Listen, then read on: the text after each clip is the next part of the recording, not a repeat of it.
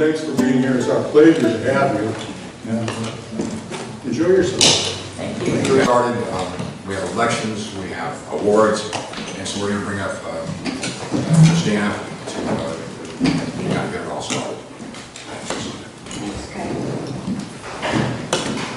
So, I have a slate of new board members for you to vote up or down.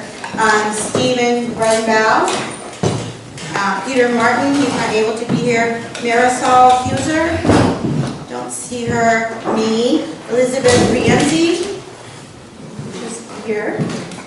Magdala Cortez, don't see her. Timothy Such, he wasn't able to make it, he's been on the board a while. Jack Muncie is also traveling. Janelle Egger, and Greg Allen. So one of the things that we do at our annual award, our Patriot Award, and so that started after 9/11 when the Patriot Act was passed by our Congress. So this year, the nominees were the AHA founding members. Safe, warm, dry, first, with an exclamation mark. And if we could have Deborah Carey, James Pagwin, and I think Nezzy, you're here to give the certificates. Is that? No, great. And Nezzy, you can start. So thank you very much. AHA stands for Affordable Homeless Housing Alternatives. And we do need alternatives. There are a lot of money that's going into the Department of Health and Human Services. That's a $145 million budget. But we still have a lot of gaps. So we're trying it. We brought down a speaker from Eugene who started Opportunity Village up there in the micro-housing. We had packed house, 250 people plus, standing room only, sitting on the floors. We've got a good start. The safe, warm, the problem with the Housing First model is they don't have any money. We're saying safe, warm, and dry first. So let's get people safe, warm, and dry, allow them to heal a little bit, allow them to get their lives together and move on. Thank you. Another nominee for this year's Patriot Award was the Humboldt Human Rights Commission, Humboldt County Human Rights Commission, and Nezzy's here to accept a certificate for them. And this year's Patriot Award winner is Carol Eaton. Carol, come forward. She has been instrumental in ensuring that the separation of church and state in this community is protected. And Most newspaper articles identify me as Carol Wheaton, atheist. They could have said Carol Wheaton, retired special education teacher, or Carol Wheaton, co-founder of Bless the Beast, an animal welfare nonprofit, but it's Carol Wheaton, atheist, period. So here I am. Fun. It was and is an honor to work with Peter. He keeps me informed at all times and includes me in all the proceedings. Every time I picked up the phone, I was expecting a blast of anger. Instead, I got over 30 calls thanking me for protecting the separation of church and state. Many of these calls are from religious people who understand that we're all better off when religion and government are separate. Peter Martin and I are fighting to keep religion out of government, not out of people's lives. The separation of church and state is a precious American principle supported not only by minorities, such as Jews, Muslims, and unbelievers, but applauded by most Protestant churches that recognize that it has allowed religion to flourish in this nation. so I am pleased to introduce Abdi Sultani, who is the Executive Director for the Northern California affiliate. And I'm asked him to speak a little bit about the restructuring of the chapters and how this has affected us as members. I think that actually the ACLU in this Northern California is not only the strongest in the nation, but will continue to be the strongest. So I'm pleased to introduce Abdi because I've seen him moving the affiliate and this organization in really strong, powerful, important ways. And there were changes going on, such as we saw tonight, where people were not informed that are the members of this Northern California Redwood chapter, and they didn't have much of a say, but they also, more importantly, didn't have any notice of these changes. And so that's why so let me just begin by asking, is there anyone here who say we as all of us? And I'm so grateful to each and every one of you to spend your time being part of this organization that fights for everyone's rights. So I just want to begin by saying thank you. In the Lolita district, we've worked to file a complaint with the Office of Civil Rights, and that process is still ongoing. One of the other things I've been really excited about in this community has been to work with students at Humboldt State University who run a group called FREE, which is an immigrants' rights youth group. Tremendous leadership, and at least Marisol, if not one of the other new board members who's getting elected, is from that organization. And whatever you can do to partner with FREE and support that group at Humboldt State is genuinely worthwhile. One of the core things we heard from chapters is we need more training. We need more support. With the staff that I manage, they can't provide training and support to 18 chapters, and the number is growing on 18 different schedules throughout the year. So we've synchronized the timing of the elections so that everyone's getting elected at the same time, so we can have trainings at the same time, and have a system through which we support 18 chapters, and the number, again, continues to grow. I have to be frank with you, we had to get rid of some of the autonomy that was driving everyone crazy. And the purpose of all of that is so that we can fight the court fees in Tulare County, so we can fight for the rights of children in Eureka Public Schools, so we can stand with the immigrants who are trying to get a driver's license and put our effort and energy there, instead of like dealing with 18 different calendars for elections, which you can't imagine how many hours that would take of our staff time. So I'm grateful to be here. I'm grateful for all of you. Look forward to the work we're going to do together. And now I get to introduce the indomitable Andre Hare. Andre is a true force. She's a force not only of nature, but she's a force for humanity. And it's just an honor to get to introduce her.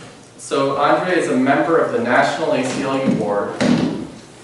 She has been a leader in the movement to replace the death penalty with life without parole.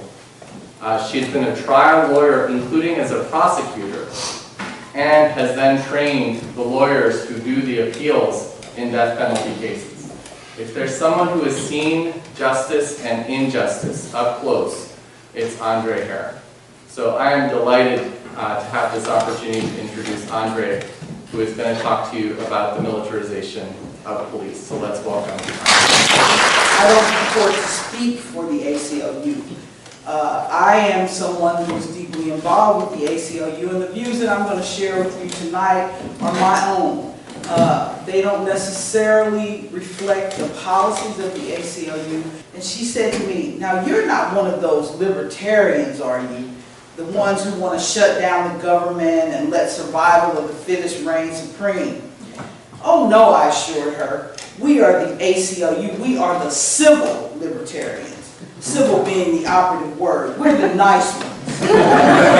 The ones who believe that all people are created equal and have the inalienable right to life, liberty, and the pursuit of happiness. That government has a role to play in ensuring that society's benefits and opportunities are available to all, and that there are significant limits on its power to assure the protection of those rights guaranteed to us in the Constitution. We are the organization that holds these principles so dear, we will fight for your right to hate us. And sadly, from the moment I was asked to speak, I've thought about little else other than trying to find a useful, meaningful way to talk about the policing crisis that is gripping our nation right now. If I'm trying to get an understanding of a situation, one of my best clues is to look at the history of it. For it is through the prism of history that I will see what went on before that might be a factor in what's happening today. And if, in looking back over time, I keep seeing the same things, I'm likely to get an understanding of how I might change the outcome of what's happening today. But when it comes to the killings of Michael Brown and Eric Garner and officers Lou and Ramos, there's a much longer and deeper arc of history that we must consider in trying to understand what is happening and why. Now, I don't profess to be a historian, and I can't stand alongside those who've made it their life's work to study the history of this country. But I do believe that those who do not know their history are doomed to repeat it, an adage that is on vivid display in our country right now. The reason why this look at history is necessary. Secure those rights, and the rights are frequently ignored by the staff, by judges. For instance, if you are told you have to be under conservatorship and you have to be held in one of these two institutions, that you have the right to come to a judge every 6 months to state your case for why typically you would want to get out. They don't do that in Humboldt County. It's right there in the law. I looked it up. It says you have the right to do this. You have the right to appear in front of a judge. I tried talking to the local public defender's office into supporting that. I had a patient who really wanted to do this. They just wouldn't do it. And that's just one of the many examples. So I was contracted to fulfill this position that's required under California state law for every county in California. Some counties simply don't do it, even though it's there in the state law, health and welfare code. But Humboldt County was doing it. At the end of my one-year contract, the local director of the public health branch decided not to renew my contract. But she had told me, among other things, one of the two institutions that has people held against their will here in Humboldt County that basically takes people in from other counties. So you have people who at a court in maybe in Bakersfield told them they had to stay in a mental health institution, so then Bakersfield farms them out to Humboldt County. There's a whole bunch of people. There's one institution that basically it's a privately run institution, it's Crestwood, that basically makes its bread and butter by taking people in from other counties. Are they paid based on the head count? Well, they get a chunk of money for each patient. But the thing is that I was told by the mental health director here that I was not to have anything to do with these people from outside Humboldt County. And I said, well, but it's here in the Health and Welfare Code. It says that every person who is a patient of a public or private psychiatric or psychological institution has the right to seek the services of the local public patients' rights advocate. It doesn't say, all it says is you have to be in Humboldt County. Okay. So anyway, I had this big I said, look, she didn't want me dealing with these patients. And it was kind of an adversarial relationship. I was supposed to advocate for these patients who had grievances against her. So it's no surprise that if I advocated vigorously, that after 10 months I was out. But I would really like the ACLU to look into the legal rights of mental health patients who are held against their will here in Humboldt County. I read it. The thing I was going to say is that one of our big projects over the next couple of years is looking at the issue of taxing, regulating, and legalizing marijuana. And so all drugs. All drugs. Yeah. All drugs. What is an invasion of your privacy? I appreciated your emphasis on history, and there are a couple of books jumped into my mind that cover these same issues. There's one called Arc of Justice, which is about a black doctor and his family who buy a house in a white neighborhood in Detroit in the early 1920s and are mobbed. This was at a time I didn't know. The Ku Klux Klan was able to draw 20,000 people outside Detroit, to a rally outside Detroit. They were very, very strong. And this man and his family and friends were on trial for murder because they were using their guns to shoot into the white mob which was threatening them. And the other interesting thing about that was that there was a tank. The Detroit police in 1921 had a tank that they would deploy for these situations. I thought, well, Detroit was already the automobile center. Maybe it was a GM tank and it was on the used lot after the war, They got a good deal on it. It was a British tank that somehow got to Detroit in the early 1920s. And the other book is called We Will Shoot Back, in which the author makes a really to me, very convincing case, very, very well documented, that focusing on Mississippi, the civil rights movement in Mississippi, when people would travel there to organize demonstrations, all the organizations we've heard of, SNCC, NAACP to some degree, the local black people would guard them with their guns. They were armed to the teeth, while the nonviolent folks, I'm not saying there was any kind of inconsistency here at all, but I think it's important, if what this guy wrote is true, and he sure has a lot of citations to newspapers and stuff, to understand that while these nonviolent sit-ins were going on and being organized by people coming into these communities from outside and wanted to tell people how they should work their activism, they were being protected by locals with guns. And I know those guns were not, high-capacity AR-15s or something, but I also know that if you'd offered one of those people a gun like that, they would have taken it and been happy to have it. Our history. One of the best books that I think every citizen in this country should read is called The Warmth of Other Sun, which talks about the migration of African Americans from the South throughout the country. Really changed the whole face of this country, but if you really want to understand the underpinnings of the racial problems that we have in this country, that book will give you such an education about those issues, as well as just the great political and social history of the United States. In addition, a lot of you are probably familiar with the new Jim Crow, which was written by Michelle Alexander, who's the former director of Northern California Affiliated Racial Justice Project. And that is an excellent book to sort of illustrate how these same patterns are at work today. And that's why we have a lot of the numbers that we have that show this disproportionate application of the laws to certain communities. But the intersection of race and class is one that we all have to get behind.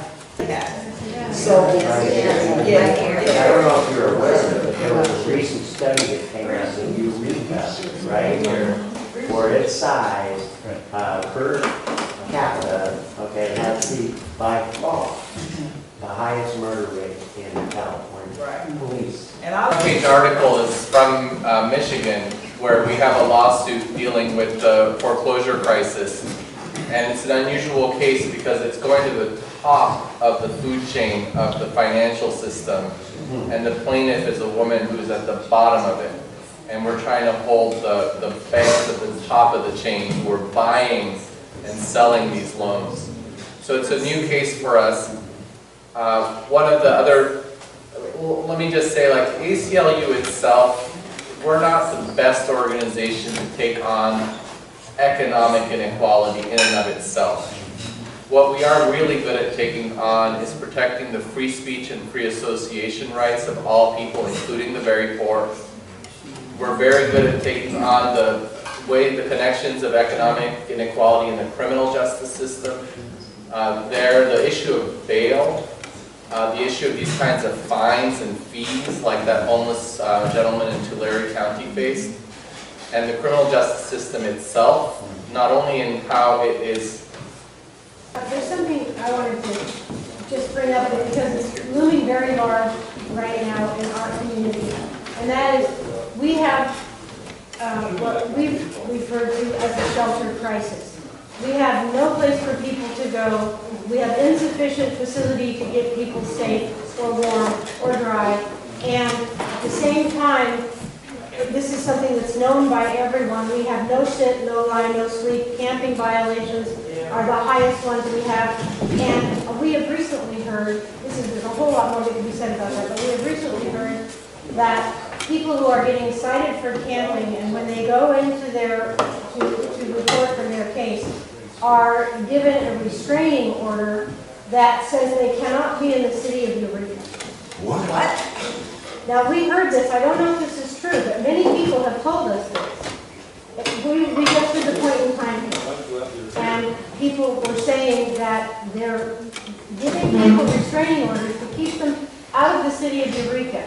And I'm wondering if this is true, if anybody heard this or anything.